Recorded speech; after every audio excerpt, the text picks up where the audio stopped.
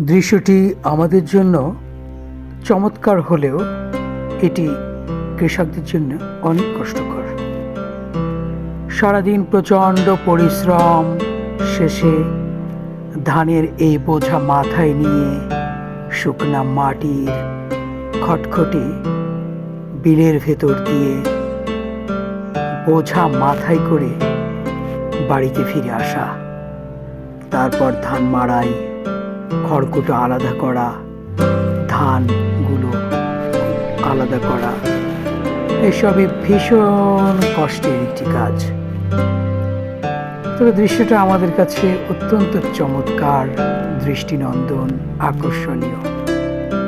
আমরা যারা শহরে থাকি ধান ক্ষেত দেখতে পাই না, গ্রামে গেলেই এই দৃশ্যগুলো দেখার জন্য আমরা উন্মুখ হয়ে থাকি।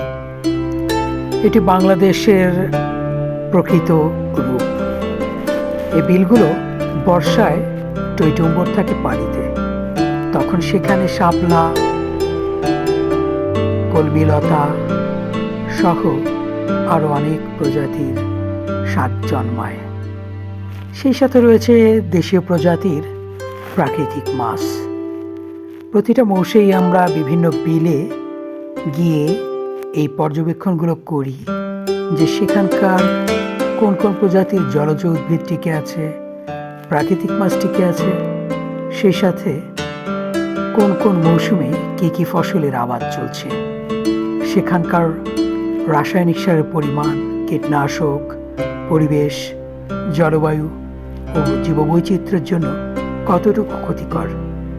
আমরা সেখানকার কৃষকদের সঙ্গে কথা বলি, জেলেদের সঙ্গে, কিভাবে দেশীয় প্রজাতির প্রাকৃতিক মাছ, জৈব কৃষি সহ প্রাকৃতিক নিয়মে আমাদের এই প্রিয় জন্মভূমির ভূপ্রকৃতি, জলবায়ু, জীববৈচিত্র্য, প্রাকৃতিক মাছ টিকিয়ে রাখা যায়।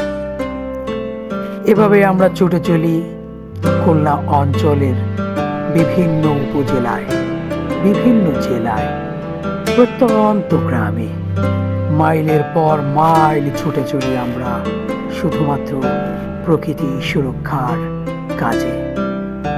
আমরা প্রকৃতি সুরক্ষার এক অতন্ত প্রহরী, পরিবেশবাদী, স্বেচ্ছাসেবী সামাজিক সংগঠন আলোর মিছিল। আলোর মিছিলের এই ছুটে চলা শুধুমাত্র আমাদের কল্যাণে নয়, আমাদের পরিবারের কল্যাণে নয়, এটি সামগ্রিক।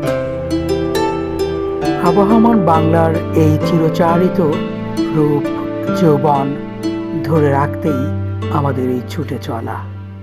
আপনাদের একটু ভালোবাসা, আপনাদের একটি লাইক, শেয়ার, কমেন্ট আমাদেরকে আরও অনুপ্রাণিত করে।